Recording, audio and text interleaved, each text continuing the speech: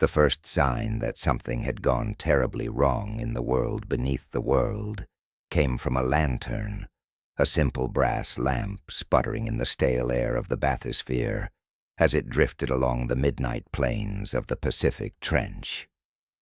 The year was 1893, a time when the deep ocean was still a place of superstition, whispered about in taverns and dismissed by men who believed that iron hulls and profit margins were impervious to myth. Yet for the crew of the Hesper March, a privately funded deep-sea mining vessel, superstition would soon become the only language capable of explaining what they saw. Their descent had begun as a triumph of engineering, a shove against the boundaries of nature. They believed that at the floor of the abyss there lay mineral seams untouched by time, holdings of manganese crusts and rare ores that would fund empires. The ocean accepted their intrusion in silence. It always did at first. The bathysphere swayed as the chain unspooled from the deck above, lowering the three miners into a region of crushing black. The brass walls groaned under the pressure, a sound like distant thunder muffled beneath miles of water. The men inside, Harlow Briggs, Adion Pike, and the younger Wills Harrow, kept their voices low as the last shard of daylight vanished above them. Soon there was only darkness, a suffocating, infinite dark, that neither the lantern's flame nor their reluctant bravado could penetrate. The logbook recorded the usual details at first: depth readings, air quality, temperature. Then came the moment when something brushed against the hull. A tremor, slight yet deliberate, as if a colossal fingertip traced the seam of the metal sphere. Harrow reached for the window, a finger-wide porthole, but saw only the reflection of his own eyes staring back in fear. The tremor came again, this time followed by a slow, resonant vibration that pulsed through the steel chain above, reaching even the crew on the surface. Briggs muttered that it was only a drifting mass of kelp, or perhaps a current sliding across the trench, but no current had ever moved with intention. No plant life grew at 6,000 fathoms, and nothing that lived at that depth should have been capable of producing the low, mournful sound that now reverberated through the ocean around them, a sound like the groan of the earth itself shifting in its sleep. The bathysphere lantern flickered then, as though reacting to a presence the men could not yet name. Outside the porthole, the blackness changed.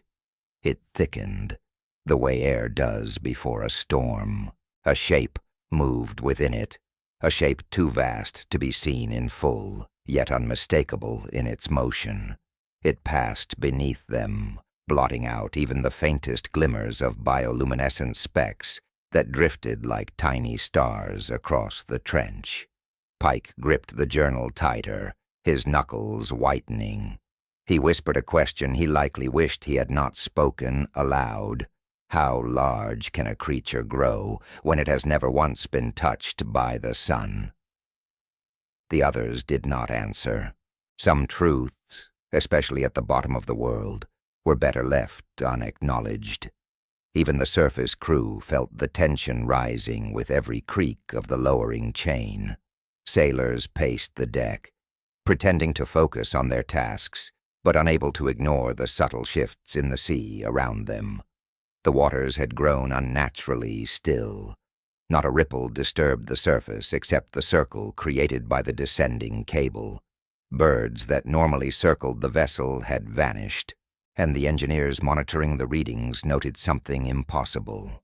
The temperature at extreme depth was rising, slowly, steadily, as if the trench itself were awake and exhaling.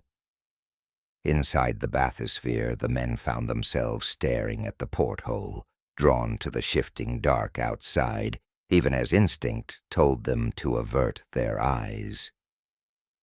Harrow thought he saw a slit of pale light sliding across the abyss, but it vanished before he could call attention to it. Briggs leaned forward. Something pressed against the glass. Not with force, but with curiosity. The porthole misted with a film of condensation, though the temperature inside had not changed.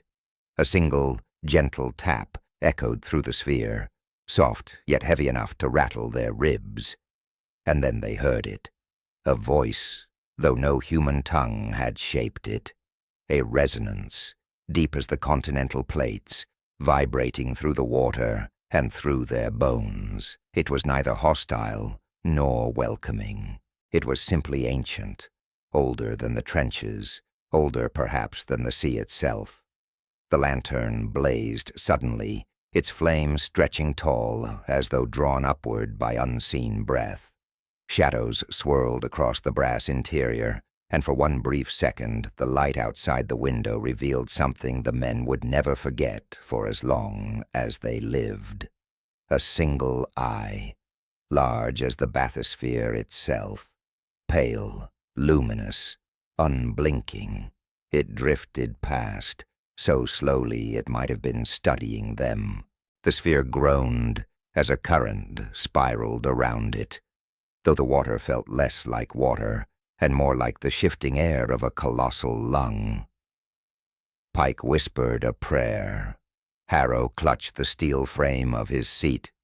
Briggs tried to speak, but found his throat locked, his breath caught between awe and terror. Far above them, the crew on deck reported that the cable had gone taut, pulled not downward but sideways, as though something in the trench had taken hold of the bathysphere and was guiding it. A sudden jolt rocked the sphere. The lantern dimmed, then flared again, and in that trembling silence, tell me, where are you watching this from right now? The unknown feels different depending on the place you call home, and perhaps the sea listens more closely when you speak from somewhere far away. As you think on that, hold tightly to the surface you stand upon. Down here there is no surface, only depth. The bathysphere spun once, slowly, as if turned by a deliberate hand. Outside, tendrils of faint bioluminescence wove through the dark, illuminating the faint edges of scales the size of rooftops. The men could not see the full body, only shifting glimpses, yet each fragment was enough to swallow every story they'd heard about sea serpents and leviathans and render them pitiful children's tales. Harrow cried out when a row of slitted openings along the creature's side glowed faintly, revealing structures resembling gills but far more intricate, as though designed for a world older and heavier than the one humans knew. The sphere drifted forward, no longer controlled by the chain above. The surface crew shouted, attempting to haul them up, but the winch spun uselessly, while the cable thrummed with tension. Briggs realized, with dread, that they were being carried somewhere, drawn deeper into the trench, into a region where no vessel had ever returned.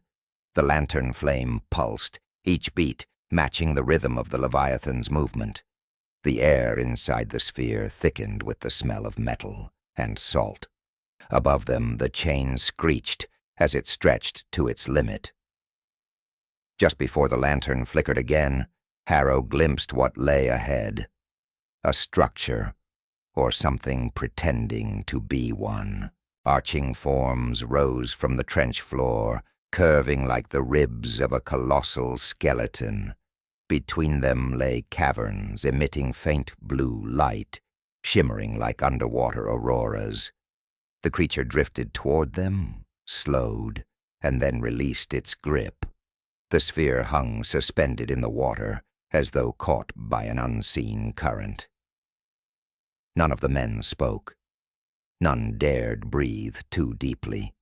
They understood with a clarity, sharper than terror, that they had crossed a threshold never meant for human eyes.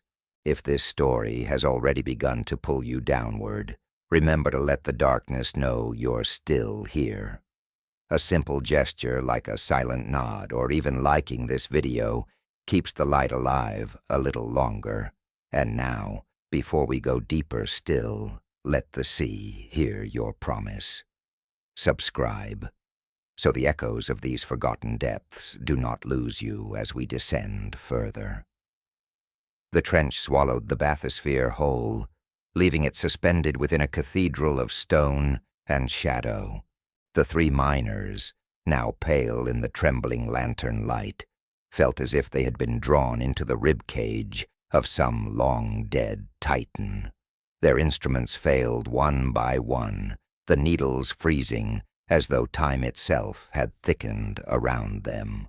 Briggs tried to steady his breath, while the remnants of the creature's presence pulsed faintly in the water, echoing like a memory too heavy to disperse. Harrow pressed his forehead to the glass, searching for movement, but the abyss had returned to stillness, too still, as if waiting for the men to understand that they were not guests, and had never been. The cavern stretched outward in curves and pillars that resembled stone, yet the longer they stared, the more those forms looked wrong. They bent at angles that natural rock would never take. They shimmered faintly, as though alive beneath a thin membrane. In several places along the walls, faint bioluminescent pulses moved like breaths under flesh. Pike muttered that it felt as if the trench was a living organism, that they had journeyed not into a cave, but into something ancient and sleeping. Briggs silenced him with a glare, but the truth hung in the stale air. The structure around them was not made of stone. It only wore the disguise of stone. Above them, the taut cable groaned, stretched nearly to its breaking point. The surface crew continued to fight the impossible pull from below, unaware of the silent cathedral that now cradled the bathysphere. And deep in the heart of that abyss, the lantern flickered again as the faint sound of shifting water echoed from the dark beyond the archways. The creature had not gone. It circled slow and deliberate, like a guardian ensuring the men would not escape before they were meant to understand why they had been brought here. A soft, pulsing glow illuminated one of the cavern's arches. Harrow inhaled sharply. Something approached, not with the weight of a colossal body, but with the slow drift of tendrils. Curtains of luminous strands moved through the corridor, swaying like underwater vines, yet their motions felt intentional. They brushed lightly against the walls, causing the entire cavern to ripple, as though responding to touch. When the strands neared the bathysphere, the lantern flame thinned and sharpened, pulled toward them as if by gravity. Briggs grasped the journal, scribbling observations even as fear tightened his jaw. He wrote of the texture he imagined those strands held, of the faint patterns that danced along their length, a language he could not decipher yet somehow recognized as communication. Pike leaned closer to the porthole, murmuring that in all the stories of the old sailors, of serpents and beasts that guarded the deep, none had spoken of anything like this. Leviathans, he said, were described as destroyers, not messengers. If such a being guarded something deeper in the earth, then what lay beyond this cavern? The question fractured the last fragile pieces of their composure.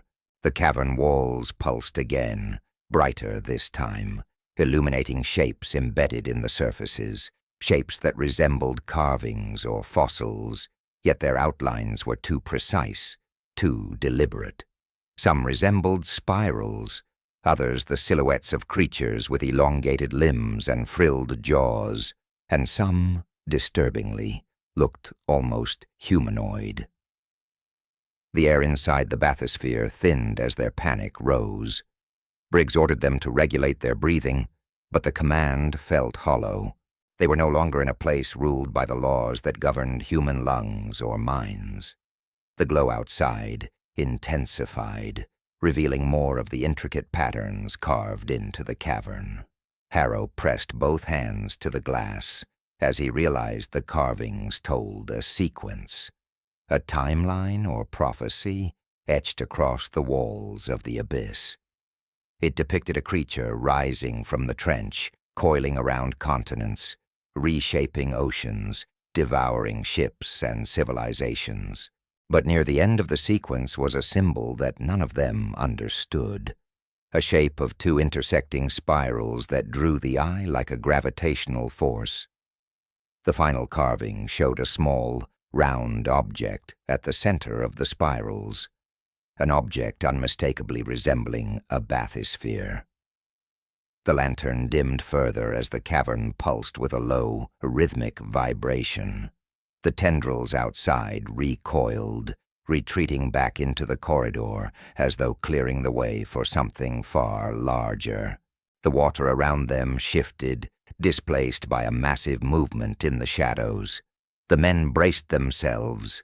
The cavern's archway darkened. Something approached, slow, ponderous, inevitable, a silhouette vast enough to eclipse the lights embedded in the walls. The Abyssal Leviathan returned. This time, it did not glide past.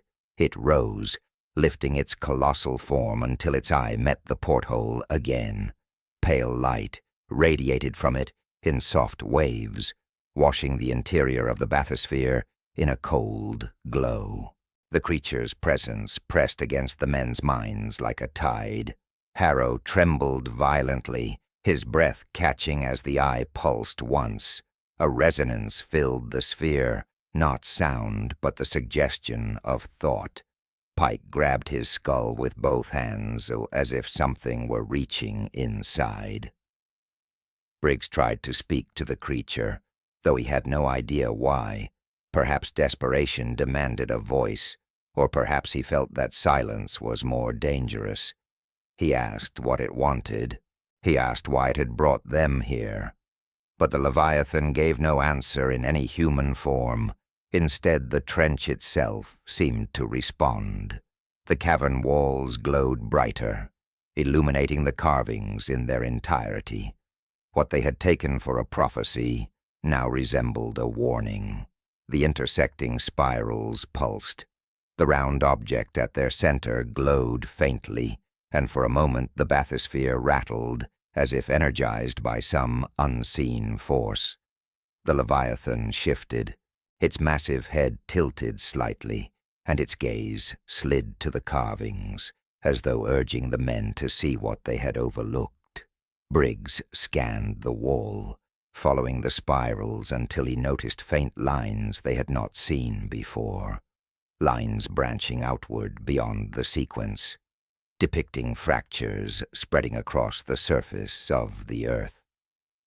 Oceans boiling, land masses splitting, the creature towering above it all, not as destroyer, but as witness. The implication struck Briggs like a blow. This being was not merely the guardian of the deep. It was the archivist of cataclysms. It did not create destruction. It remembered it. The lantern sputtered violently, almost extinguishing. The Leviathan's eye narrowed slightly, the closest gesture to tension the men had yet seen. The water around them trembled, and the cavern walls shook as though responding to a shifting current from far deeper down. A new vibration filled the water, a call, distant yet powerful, echoing upward from a depth that no human instrument had ever measured. The Leviathan turned its head, its attention momentarily diverted.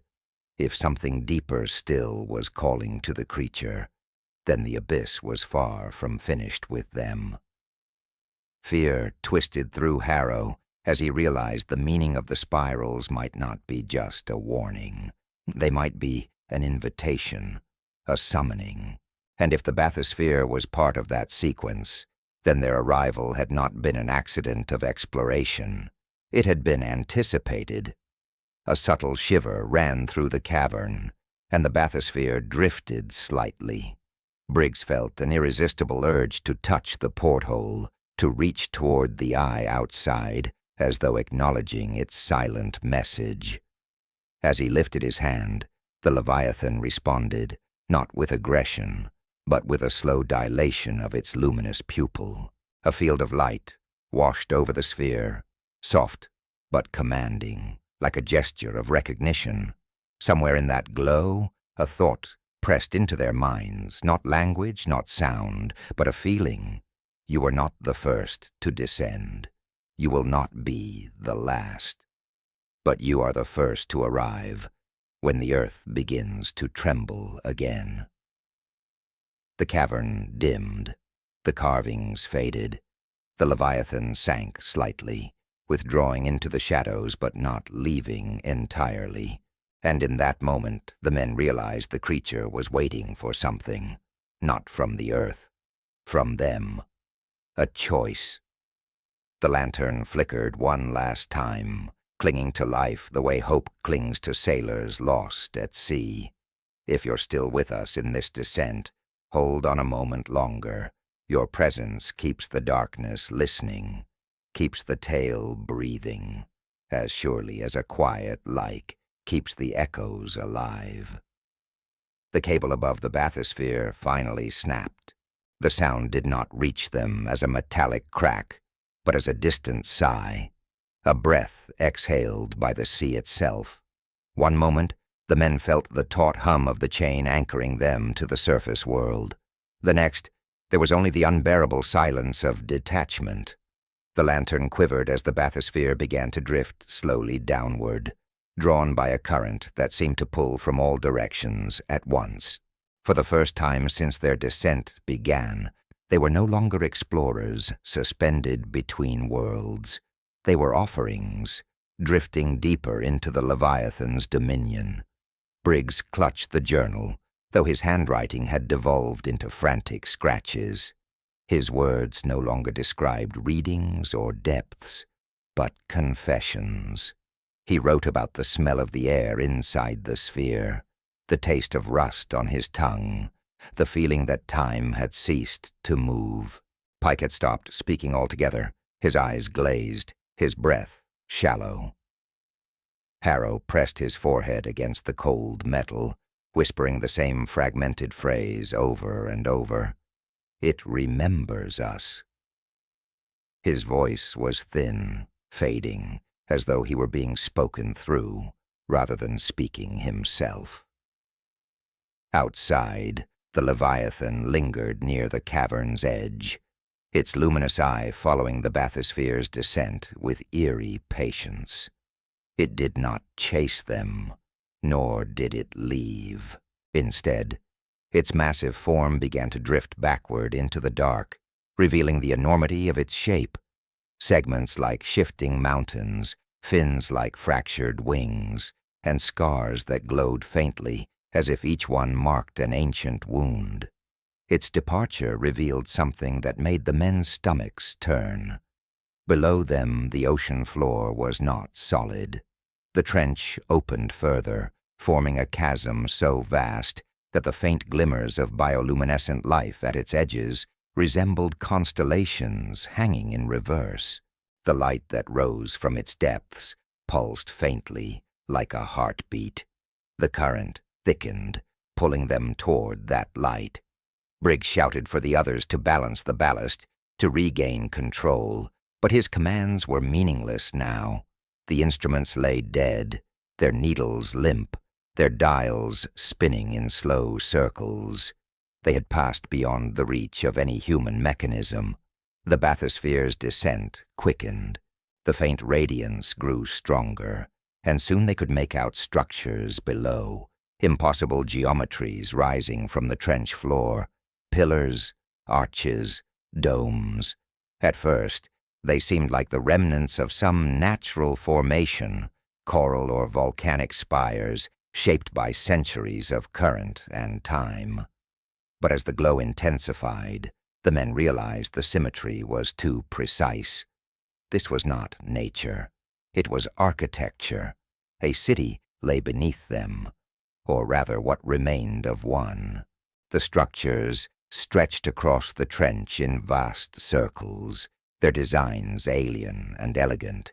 Columns twisted in double spirals, bridges spanned the abyss, composed of luminous stone that shimmered as though alive. And in the city's heart, a monolith towered, its surface etched with the same carvings they had seen in the cavern above. Spirals upon spirals, symbols that defied translation. But this time, the carvings moved.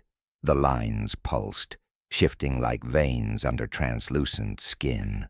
Harrow gasped as he realized they were not carved at all. They were alive, reacting to their presence. The bathysphere settled on a ledge at the outskirts of the city, coming to rest with a muted thud. For the first time in hours, there was stillness. Outside the porthole, pale tendrils of light drifted between the ruins, illuminating remnants of what might once have been statues, towering figures with elongated limbs, their faces erased by the passing of millennia. Some were humanoid, others disturbingly not. Many appeared to be kneeling toward the monolith, their postures frozen in reverence or fear. The men inside the sphere sat motionless, unwilling to speak, unwilling even to blink, lest the city itself hear them. Pike finally broke the silence, his voice trembling. "It's not ruins," he whispered. "It's waiting." Briggs turned sharply. "What do you mean, waiting?" Pike gestured weakly toward the glowing monolith. "Look at it. Look at the way it pulses. It's not dead. It's breathing." And indeed, the light within the monolith swelled and dimmed rhythmically, a slow, ancient respiration. Each pulse sent ripples of light crawling across the city, touching the arches and bridges and statues in sequence, as if awakening them one by one. The cavern trembled faintly, and the faint hum that filled the water deepened into a tone that seemed to vibrate through their skulls. It was not random. It carried pattern, intention, perhaps even language. Briggs raised his head, his eyes reflecting the ghostly light. "If this place is alive," he said softly, "then it's remembering itself." As the monolith's light intensified, shadows shifted across the ruins. Figures began to emerge, not solid, but spectral, shapes of faint radiance that walked among the structures, tracing paths worn by memory. They resembled the kneeling statues, yet moved with a slow grace, their forms trailing faint light like underwater fire. Harrow pressed his hands against the glass, mesmerized. "They're not ghosts," he murmured. "They're echoes." The echoes drifted toward the monolith, joining in a slow, spiraling motion that mirrored the carvings on its surface. The spiral pattern expanded outward until it enveloped the bathysphere itself. The sphere trembled, the lantern flickering violently. For a moment, Briggs thought they were being pulled apart, atom by atom, dissolved into light.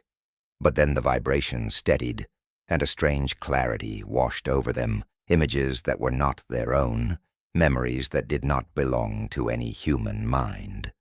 They saw oceans forming where deserts once lay.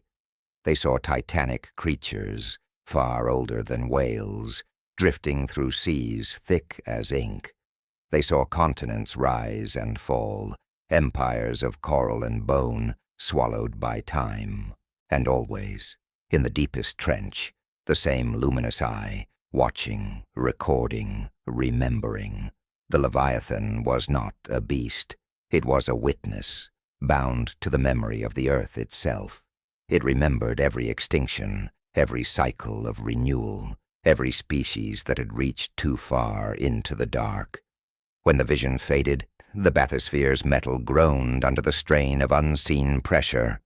Harrow wept silently, tears floating as thin beads in the weightless air. Pike pressed his face into his hands. Briggs opened the journal again, his fingers shaking as he wrote the only words that came to him. "It waits for us to remember, too." Outside, the monolith's glow dimmed. The spectral figures vanished one by one. The city settled into stillness, once more. Yet the men knew something had changed. The water around them now carried a vibration, a heartbeat synchronized with their own. The Leviathan had not left. It was below them now, beneath the city, beneath the monolith, its immense body coiled around the trench like a serpent around its egg, protecting, waiting, enduring. The lantern guttered, and the bathysphere shook as the ledge beneath them began to crumble. The city floor split open, releasing a torrent of bubbles and silt. A fissure widened in the monolith's base, revealing a hollow interior filled with blinding light. The water around the sphere churned violently as the Leviathan stirred, its presence rising once more to meet them. The fissure expanded, swallowing the sphere whole, drawing them into the heart of the light. In that moment, none of them screamed. There was only the sound of the deep, the heartbeat of the trench, and the unspoken realization that they were descending not into death, but into memory itself. If the sea still has you in its grasp, if you've followed the descent this far, then listen closely. Subscribe now, before the light swallows us whole, because what lies beyond this city, what sleeps beneath the Leviathan's coil, will change everything you think you know about what lives at the bottom of the world. The light consumed them. At first it was blinding, pure, weightless brilliance that stripped the world of its boundaries. The bathysphere ceased to exist as an object. The men inside no longer anchored by gravity or breath. It felt as though the ocean itself had turned inside out, spilling its deepest secrets into their minds. Then, as the brilliance softened, shapes began to form. Shadows took structure. They were no longer inside the sphere, yet they had not left it either. Time itself seemed suspended, stretched thin and translucent like the membrane of a dream. Before them lay a void, illuminated by threads of light that pulsed in slow, rhythmic waves. Those threads connected vast, floating forms, structures that resembled both coral and cathedral, veins and circuitry. Between them drifted translucent shapes, ancient and weightless, their movements synchronized with the deep, steady pulse that resonated through the water.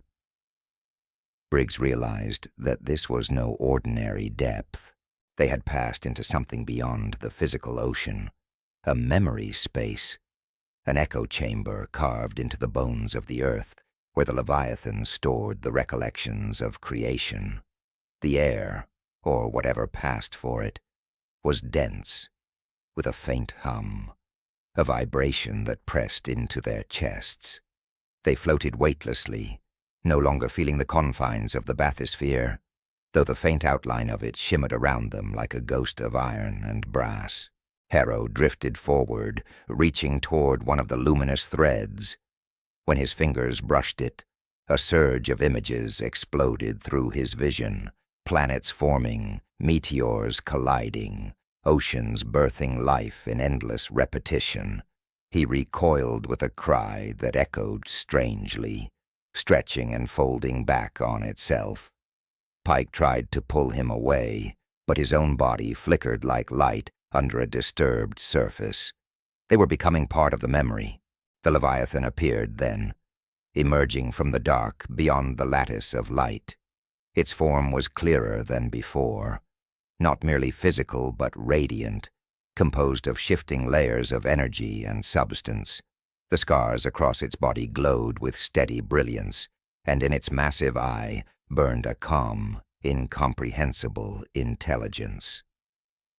The creature spoke again, though not through sound. The words came as pulses through the water, thoughts pressed directly into the marrow of their minds. You have crossed the threshold of remembrance. You were drawn here because the surface has begun to forget. Every age that forgets its birth becomes its own extinction. Briggs felt the meaning settle into him like a weight.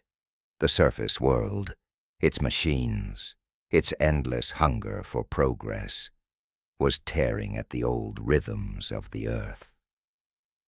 The mining expeditions, the drilling, the relentless search for wealth beneath the waves, each act was not discovery, but desecration. The Leviathan was not hunting them, it was warning them. The threads of light pulsed faster, responding to the Leviathan's thought. Images formed within them, playing like films across the currents. The men saw the rise of their own world, ships carving through new oceans, industries poisoning the water, nations waging wars above the same depths that had once been sacred. They saw themselves, small and trembling in a brass sphere, thinking they had conquered the abyss when, in truth, they had only disturbed its dream. The Leviathan moved closer, its enormous eye filling their vision. The sea remembers everything you bury in it. Your kind forgets what the earth taught you in the beginning, that to mine the bones of the world is to awaken what sleeps beneath them. Pike shuddered, clutching his head. "What are we supposed to do?" he gasped. "We can't change what's already begun." The Leviathan's response was neither comfort nor condemnation. "Then remember, speak what you have seen. Remind the others before the next silence comes." The water shivered violently, as though some colossal shift was occurring deep below. The glowing threads trembled, flickering as cracks of darkness tore through them. The Leviathan turned sharply, its massive body coiling protectively around the three men. From the void beyond, a new presence stirred, a deeper shadow, vast and formless, rising like a wound reopening in the ocean's heart. It was not another creature, it was the opposite of one. The Leviathan's light dimmed in its presence, and the hum of memory turned into a low, resonant scream. Briggs could feel it even without sight, a vast emptiness consuming everything the Leviathan had shown them, the absence of memory, the silence between worlds. The Leviathan's mind pressed against theirs again, sharper this time, filled with urgency. It awakens whenever the world forgets. It feeds on the hollow places left by your neglect. It is the void between eras. The darkness surged, devouring the threads of light, unraveling the lattice of memory. The city above them, the carvings, the monolith, everything began to fade, reduced to fragments swallowed by the black. The Leviathan reared, its bioluminescent scars flaring as it fought against the encroaching emptiness. The water convulsed, as if the entire abyss were collapsing inward. The men screamed as pressure crushed their bodies, light searing through their eyes. Briggs clung to one last thought, that the Leviathan was not trying to save them, but to send them back. There was a final pulse of light, brighter than the birth of a sun, and then silence. When consciousness returned, Briggs was lying on wet wood. He gasped for air, choking on salt and fear. The sky above him was gray, trembling with distant thunder. The Hesper March was gone, the horizon empty. Only debris floated on the calm surface. Pike lay nearby, motionless. Harrow was gone. The bathysphere, dented and half-submerged, drifted a few yards away, its glass window cracked, but intact. Inside, something faintly glowed, the Leviathan's eye, or perhaps its final gift. Briggs crawled toward it, every muscle screaming. Inside the cracked glass, the glow pulsed softly, and with each pulse came faint whispers, echoing in his skull. They were not words, but fragments of thought, memories of what he had seen. He realized, with quiet dread, that he could not remember everything. The light had taken much from him. But one truth remained clear. etched into his mind with unshakable certainty. The Leviathan remembers for those who cannot. Days later, when he was rescued by a passing freighter, he could barely speak. His hair had turned white. His journal was soaked. The ink bled into illegible stains. Yet one page remained readable, the final entry he'd written before the light consumed them. We were not the first to mine the depths, and we will not be the last. But what we awaken may not sleep again. The Leviathan does not hate us. It pities us, because we are creatures who forget, and it remembers too much. The captain of the freighter claimed that Briggs never truly recovered. At night he would stare into the water, muttering about the pulse beneath the waves, about the silence that would soon return. Before vanishing months later, he left behind a final message carved into the railing of the ship. When the sea begins to hum again, remember what we buried in it. And so, even now, when storms churn over forgotten trenches and distant instruments record inexplicable vibrations from miles below, some say it is the Leviathan breathing once more, waiting for us to remember the promise we failed to keep. Others claim that it is the void between eras stirring again, feeding on the hollow spaces left by our ignorance. Perhaps both are true. Perhaps neither ever left. But the ocean keeps its secrets. It swallows truth as easily as it swallows ships. If you felt the pull of that depth, if the dark beneath the waves still echoes in your mind, then let the abyss know you've heard it. Leave a trace before it erases you. A like, a comment, a name whispered into the dark. Subscribe, so you're here when the next descent begins. Because the sea is never truly still, and something ancient is listening.